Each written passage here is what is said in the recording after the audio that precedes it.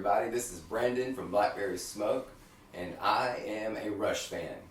And I'm here today to rank their records based on my own personal opinion and experiences. Not basing it on historical significance or critical acclaim, which unfortunately there wasn't a lot of that in the decades. But it's just my opinion, and I would love to hear in the comments section what your thoughts are, what you might do differently if you were to rank their records. I'm also going to do it by decade because their sound changed so much over time. It's just too hard to put them in order of my favorites in one big list, so I'm going to do it by 70s, 80s, and 90s. I'm going to skip the last three studio albums, Vapor Trails, Snakes and Arrows, and Clockwork Angels. I'm just going to do 70s, 80s, and 90s. Those albums are great, but I just haven't spent as much time with them as I need to, and I look forward to doing that down the road. Also going to leave out the live albums. We're only going to do studio albums only. So let's get started. I consider myself a pretty big fan. I've seen them about 30 plus times. I've owned all of their music. Could almost name every song on every record. Probably not in order. But I'm sure there are fans out there that could kill me at Rush trivia. I'm not the foremost expert, but I do feel like I'm qualified enough to rank their records in order of my favorites to least favorite, which I hate to say least favorite because I love them all, but if I had to choose, these would be my choices. Alright. Okay, in my opinion, the number one Rush album of the 70s, and I'm pretty sure most of you would agree with this, is, you guessed it, 2112. It was the second record by Rush I ever purchased. My first one was Moving Pictures, so I bought 2112. I was like, well, this is not quite what I expected, but it very quickly grew on me. And it was that record that saved their career. They kind of gave management the finger when they did Cressa Steel and said, we're going to do things our way. We're not going to try to please the executives. Well, unfortunately, Cressa Steel kind of bombed and things weren't looking so good. And then it was time to make the next record. They still stuck to their guns and exercised creative freedom. And then as a result, you had 2112, which did well and kind of gave them a solid foothold on the music world. It's the first album to have a long form song that took up one side, and it's the 2112 concept, which we all know and love. And obviously it's a fan favorite at live shows, at least the overture and Temple's part. Good hard rocking music. 2112. In my opinion, the best Rush album of the 1970s. I want to point out that as I go, I'm going to hold up a little something to represent that record. I've owned them on tapes, CDs, vinyl over the years. That stuff gets lost and worn out. Of course, now I have everything electronically. So I kind of had to dig to find things to represent these records.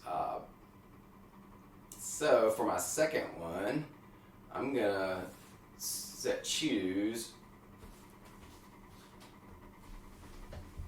Caress of Steel.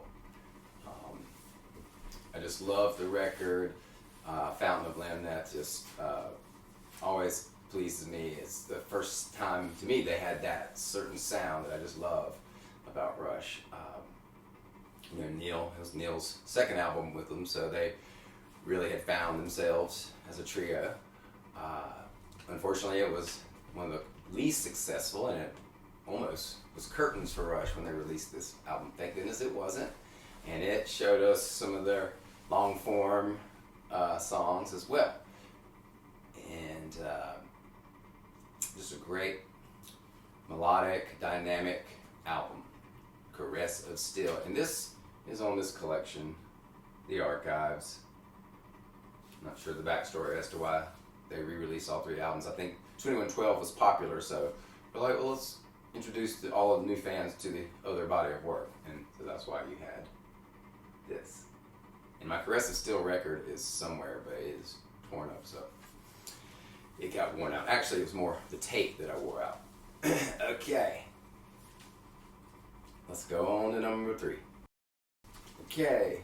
To me, the third best Rush album of the 70s is A Farewell to Kings. It has Closer to the Heart on it, Xanadu, Cygnus X1. But some of my favorites are Cinderella Man and the actual title track, Farewell to Kings. But they started using the synthesizers a little bit more. Actually, it was the first time they used them this frequently.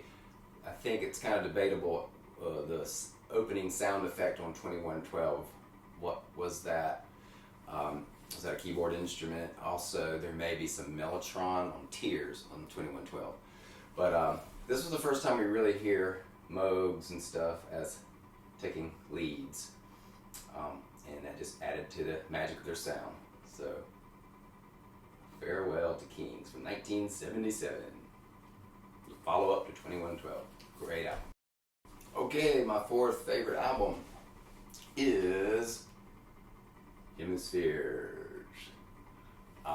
It's got the trees on it. It's got La Villa.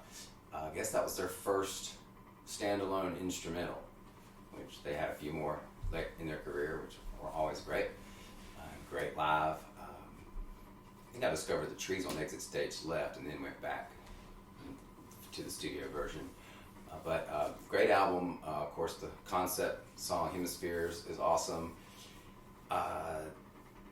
Circumstances is one of those songs to me. If you've just wearing Rush out and you kind of it's time to take a break from them, you can always put on Circumstances, and it's that song you kind of overlook, but it's so Rush. So when you listen to it, it's still kind of fresh because it's kind of a forgotten song, but what a great song, Circumstances. All right, well, Hemispheres, my fourth favorite Rush album from the 70s. Cool. All right, number 5, I'm going to refer to my Archives collection, Fly By Night. First album with Neil. Apparently when he showed up to audition with Geddy and Alex, he showed up with his drums in trash cans. The trash cans were used as drum cases, and they thought, what a weird guy. Okay, I'm not so sure how this is going to go. Well, it didn't take long for them to realize that he was the guy. And he also, of course, brought the lyrics to Rush, and you start to hear all of that stuff. The great drumming and great lyrics come into play for the first time on this second album. And it's also the first one to have a long-form song by Tor and the Snow Dog. Some of my favorites would be Best I Can, of course, Anthem, In the End. It's just Fly By Night, of course, the title track. What's the other one I was thinking I really loved? Beneath, Between, Behind, Making Memories. So, great songs. I believe Geddy and Alex have some lyrics on here as well. But Neil really started showing his lyrical gift when he joined Rush and was part of their second album, Fly By Night. Okay, and then number 6 for the 70s Rush records would be their original one. There's the pink logo, and here's the box set with the red logo. I love the album, but if you notice, there's no Neil, it's John Rutsey, which is fine. It was a great first album. Working Man, was their breakthrough song. I think a lady in Cleveland played it and helped them break through. They played Finding My Way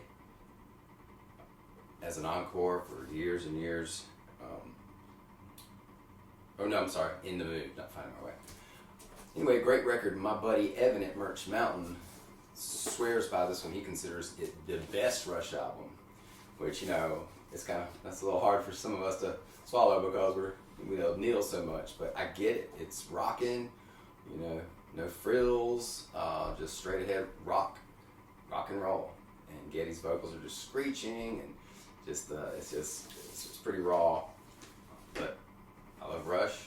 I love their first album, but it would be number 6 on the list of my favorites. Doesn't mean I don't like it though. Alright, stay tuned for Rush's 80s records ranked in order, by my opinion.